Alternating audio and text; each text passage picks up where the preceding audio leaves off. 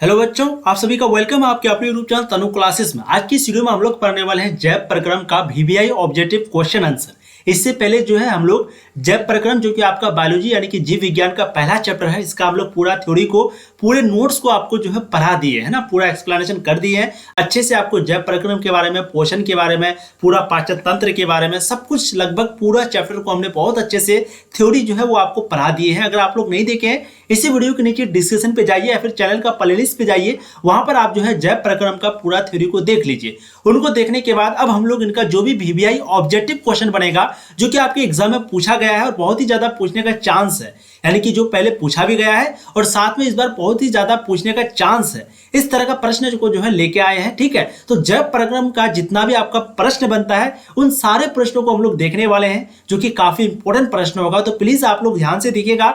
जो भी प्रश्न आपसे नहीं बनेगा, प्लीज सबसे पहले तो सभी प्रश्न का आपको आंसर देना है, और जो भी प्रश्न आपसे नहीं बने उसका आपको जो है स्क्रीनशॉट लेना है। ठीक है, और स्क्रीनशॉट लेने के बाद जस्ट वीडियो खत्म होने के बाद उनको 1 से 2 बार देखेंगे, आपको 100% याद हो जाएगा। ठीक है, तो चलिए चैप्टर की शुरुआत करते हैं। पहला प्रश्न आपके समक्ष आपके स्क्रीन पर, प्रकाश संश्लेषण की क्रिया होती है। ध्यान रखिएगा, क्लास 10 का जो जीव विज्ञान है उसी का पहला अध्याय जिनका नाम है जैव प्रक्रम, उसी का पहला प्रश्न है कि प्रकाश संश्लेषण की जो क्रिया होती है वो कहां पर होती है? कवक में, जंतु में, हरे पौधे में, परजीवियों में। हमने आपको पढ़ा रखा है, बिल्कुल राइट आंसर आपका हो जाएगा हरे पौधे में। ऑप्शन सी बिल्कुल सही जवाब हो जाएगा। अब देखिए अगला प्रश्न क्वेश्चन नंबर 2, ग्लूकोज के एक अणु में ऑक्सीजन के कितने परमाणु होते हैं? ग्लूकोज के एक अणु में ऑक्सीजन के कितने परमाणु होते हैं? राइट आंसर यहाँ पर आपका हो जाएगा टोटल 6 परमाणु, है ना। ऑप्शन बी बिल्कुल सही हो जाएगा। तो ग्लूकोज के एक अणु में ऑक्सीजन के 6 परमाणु होते हैं, ऑप्शन बी बिल्कुल सही हो जाएगा। देखिए अगला प्रश्न क्वेश्चन नंबर 3, किस खाद्य पदार्थ से हमें उचित मात्रा में आयोडीन प्राप्त हो सकता है? बताइए कौन से खाद्य पदार्थ से हमें उचित मात्रा में आयोडीन प्राप्त हो सकता है? चीनी से, चावल से, नमक से, इनमें से कोई नहीं। थर्ड का यहाँ पर सही जवाब हो जाएगा नमक से। तो ध्यान रखिएगा, नमक जो है इससे हम लोगों को आयोडीन जो है वो ज्यादा प्राप्त हो सकता है। ठीक है, तो राइट आंसर ऑप्शन सी हो जाएंगे। क्या बात है, नमक भी जो है आयोडीन नमक आप लोगों ने खाया भी होगा, इसलिए जवाब आपको डायरेक्ट नमक ही लगाना है। ठीक, चलिए प्रकाश संश्लेषण की क्रिया होती है कहां पर होती है? फिर से वही प्रश्न आपको पूछा है, कवक में, जंतु में, हरे पौधे में, परजीवियों में।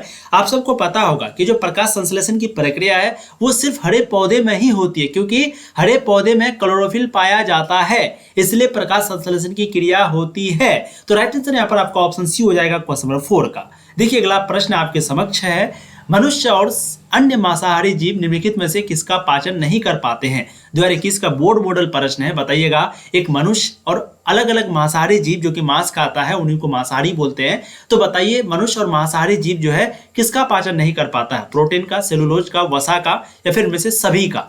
बताइएगा। बिल्कुल 5 का राइट आंसर आपका यहाँ पर हो जाएगा, वो है सेल्यूलोज का। ध्यान रखिएगा, मनुष्य और मांसाहारी जो है वो प्रोटीन का भी, वसा का भी कहीं ना कहीं पाचन कर लेता है, लेकिन सेल्यूलोज का जो पाचन है वो नहीं कर पाता है। तो 5 का यहाँ पर राइट आंसर हो जाएंगे वो है सेल्यूलोज। ठीक है, देखिए अगला प्रश्न आपका, निम्न में से परजीवी पादप का उदाहरण क्या है? बताइएगा परजीवी पादप का उदाहरण क्या है? बैक्टीरिया, कस्कूटा, विषाणु, कवक। सिस का यहाँ पर सही जवाब जो है वो हो जाएगा कस्कूटा। तो ध्यान रखिएगा, परजीवी पादप का उदाहरण निम्न में से कौन सा हो जाएगा? कस्कूटा हो जाएगा। 2021 का बोर्ड मॉडल है। ठीक है, ऑप्शन बी बिल्कुल सही हो जाएगा। अब देखिए अगला प्रश्न क्वेश्चन नंबर 7, मनुष्य के मुख गुहा में कितने जोड़े लार ग्रंथियां पाई जाती है? 1, 2, 3, 4। तो बताइए, क्योंकि आपको हमने इस चैप्टर में मुख गुहा के बारे में भी पढ़ाया था, जो कि मनुष्य का अंग का सबसे पहला भाग है मुख गुहा, और हम लोग जो भी भोजन खाते हैं वो यहीं से पचना जो है शुरू हो जाता है। ठीक है, तो मनुष्य के मुख गुहा में लार ग्रंथि होती है, लार ग्रंथि से ही लार निकलता है। जैसे अगर हम लोग सूखा रोटी खाएंगे तो वो रोटी आप देखिएगा मुंह में जाके भींग जाता है। तो वो क्यों भींग जाता है? तो क्योंकि लार ग्रंथि से जब लार निकलता है, ठीक है, तो चिपचिपा टाइप का थोड़ा होता है। ठीक है, तो उसी की वजह से जो है रोटी वो भींग जाता है।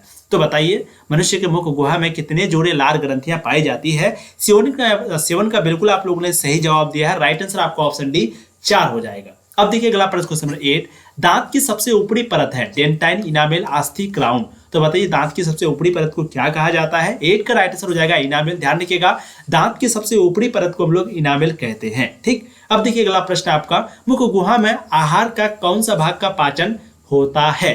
प्रोटीन का, कार्बोहाइड्रेट का, वसा का, न्यूक्लिक अम्ल का। तो आहार में जी बताइए, गुहा में आहार का कौन सा भाग का पाचन होता है? तो हमने आपको बताया 9 का यहाँ पर राइट आंसर हो जाएगा वो है कार्बोहाइड्रेट का। ठीक है, तो आहार का कार्बोहाइड्रेट का भाग का पाचन होता है। ऑप्शन बी बिल्कुल सही हो जाएंगे। बहुत बढ़िया। 2021 के अनुल एग्जाम में सेकंड सेटिंग में आपको पूछा गया है।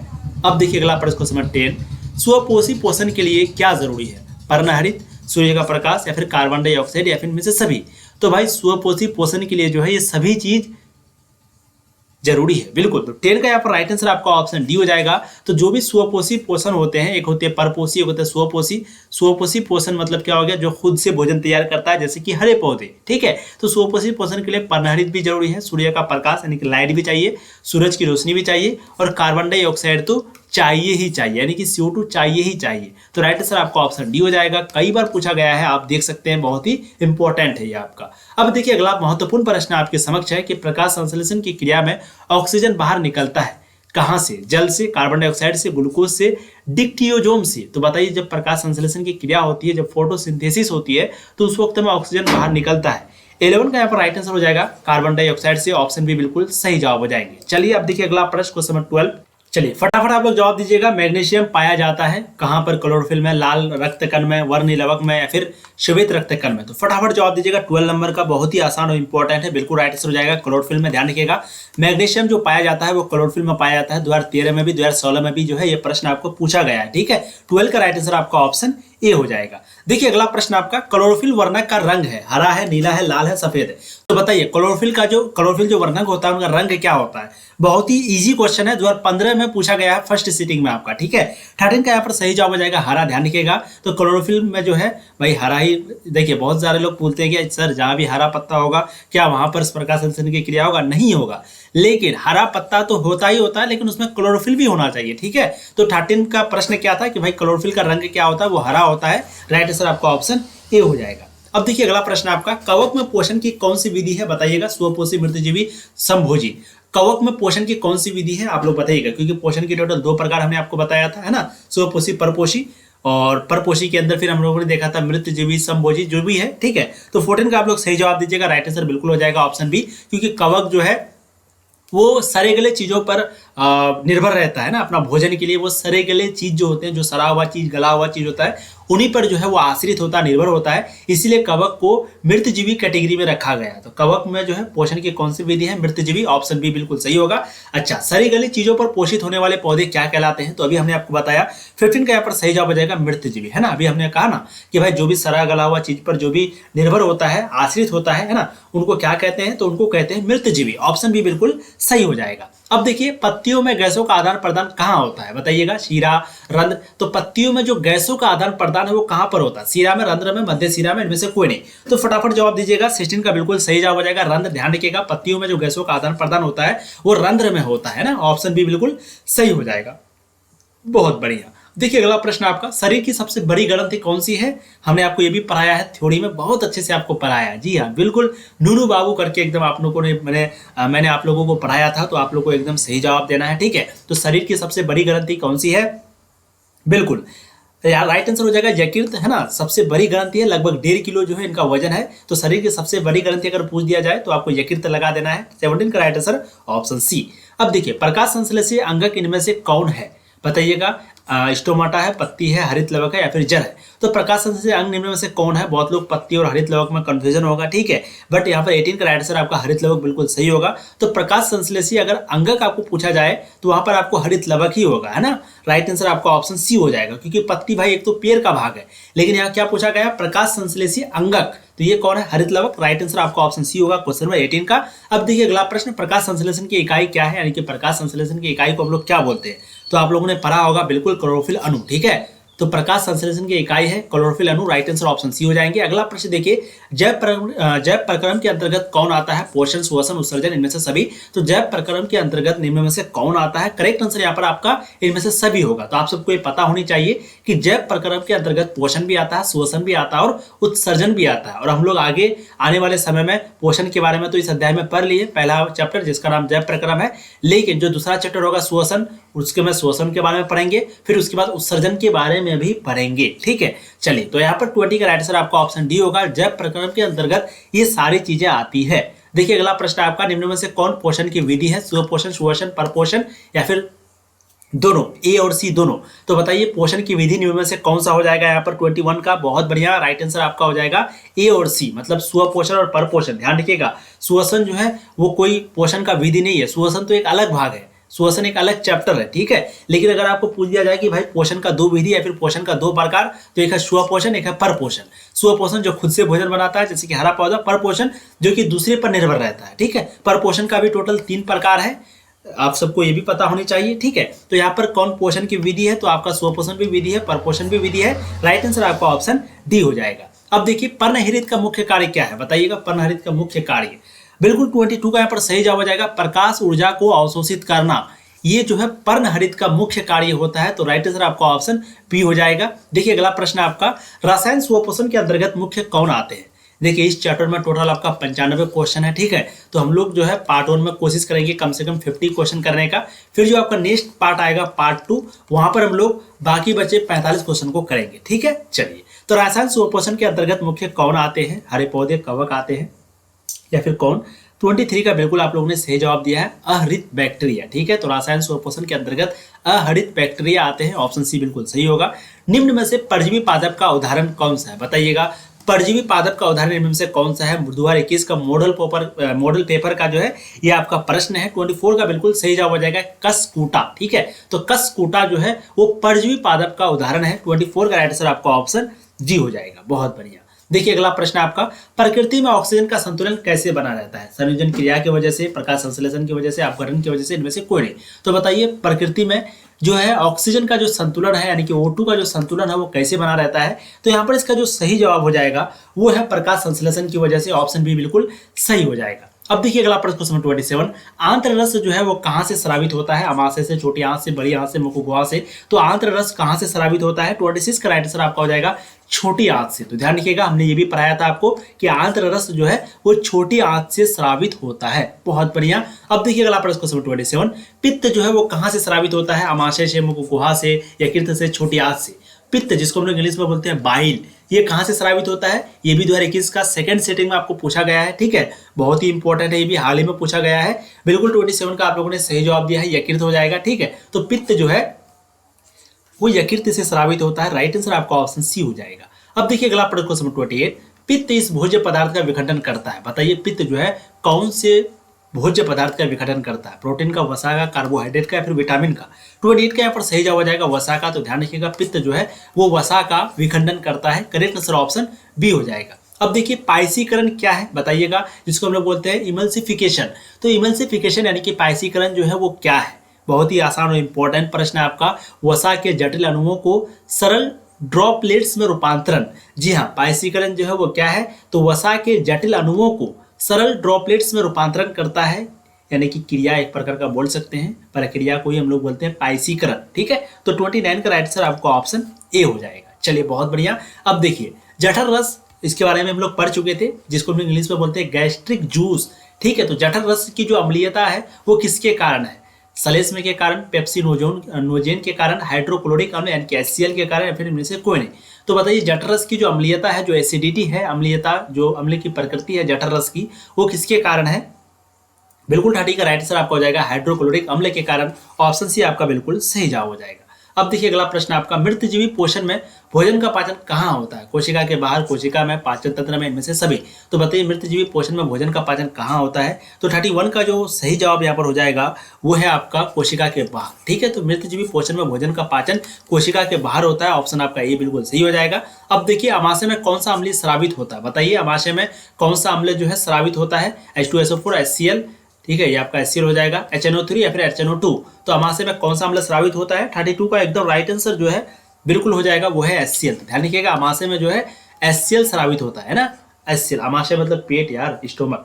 तो अमाशय में जो है अम्ल स्रावित होता है वो HCl होता है। तो राइट आंसर आपका ऑप्शन बी हो जाएगा क्वेश्चन 32 का। देखिए अगला प्रश्न आपका, प्रांकुर जिसको हम लोग बोलते हैं विल्ली का मुख्य कार्य क्या होता है? जो भी अभी तक प्लीज वीडियो को लाइक नहीं किए हैं, वीडियो को लाइक कर दीजिएगा, चैनल को आप लोग सब्सक्राइब कर दीजिएगा, बहुत ही मेहनत से आपको पढ़ाई जाती है। और प्लीज वीडियो को भी ज़्यादा से ज़्यादा शेयर कीजिए क्योंकि बहुत ही नया चैनल है और हम लोग आपको बिल्कुल शुरू से पढ़ा रहे हैं, सब कुछ पढ़ा रहे हैं। तो प्लीज़ आप लोगों का फर्ज बनता है कि एक बार जरूर अपने सारे दोस्तों को शेयर करें, कमेंट करें और प्लीज़ स्टेटस वगैरह में लगाएं, शेयर जरूर करें ताकि उनको भी पता चले और वो भी अच्छे से तैयारी करें। ठीक है, बहुत बढ़िया, बहुत गजब। तो पराक्रम का मुख्य कार्य क्या होता है? 33 का राइट आंसर आपका हो जाएगा पाचित भोज्य पदार्थ का अवशोषण, राइट आंसर ऑप्शन बी हो जाएगा। देखिए अगला प्रश्न आपका, निष्क्रिय पेप्सिनोजेन का सक्रिय पेप्सिन में कौन बदलता है? निष्क्रिय पेप्सिनोजेन को जो है सक्रिय पेप्सिनोजेन में कौन बदलता है? म्यूकस, हाइड्रोक्लोरिक अम्ल अपने आप बदल जाता है, फिर इनमें से कोई नहीं।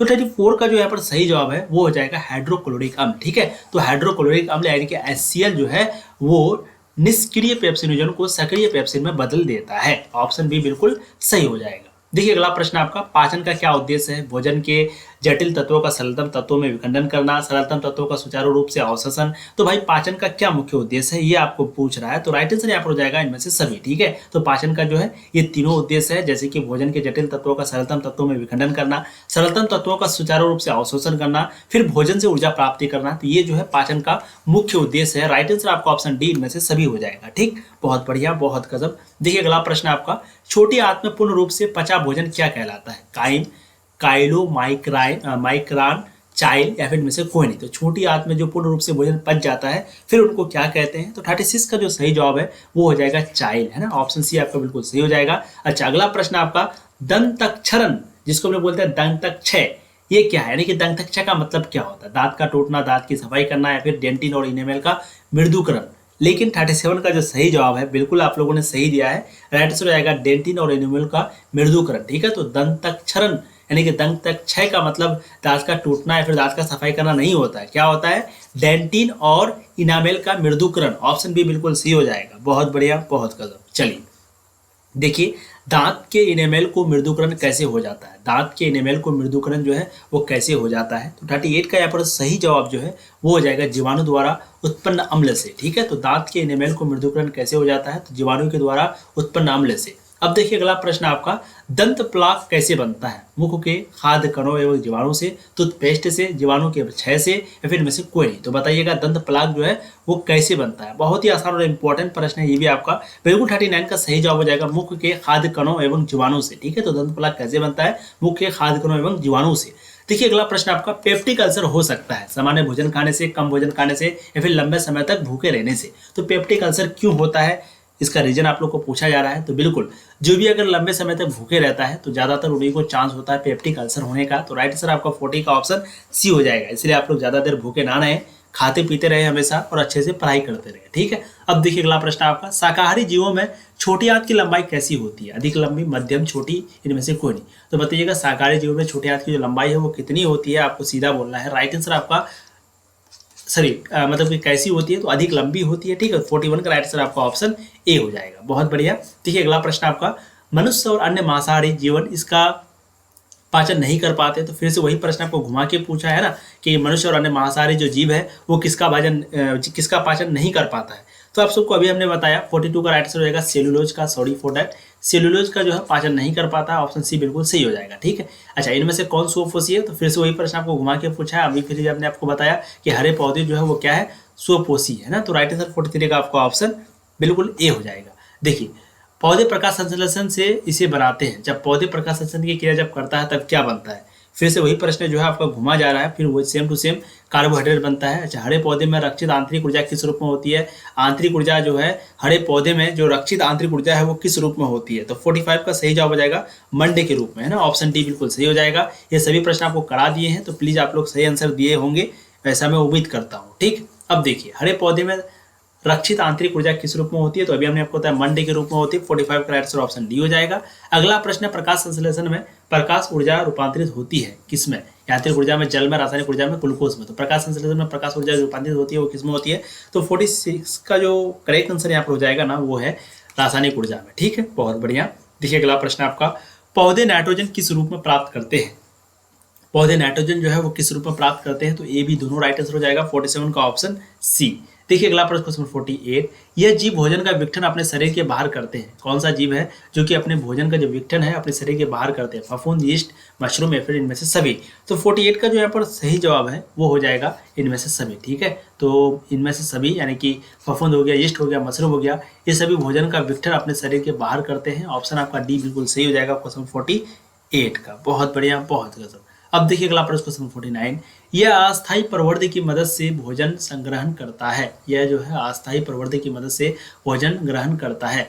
बहुत बढ़िया, इसका नाम आपको पूछा जा रहा है कि कौन है जो कि अस्थायी प्रवृत्ति की भोजन से मदद से भोजन ग्रहण करता है। तो 49 का आंसर आपको हो जाएगा यूग्लिना। ठीक है, तो यूग्लिना जो है वो अस्थायी प्रवृत्ति की मदद से भोजन ग्रहण करता है।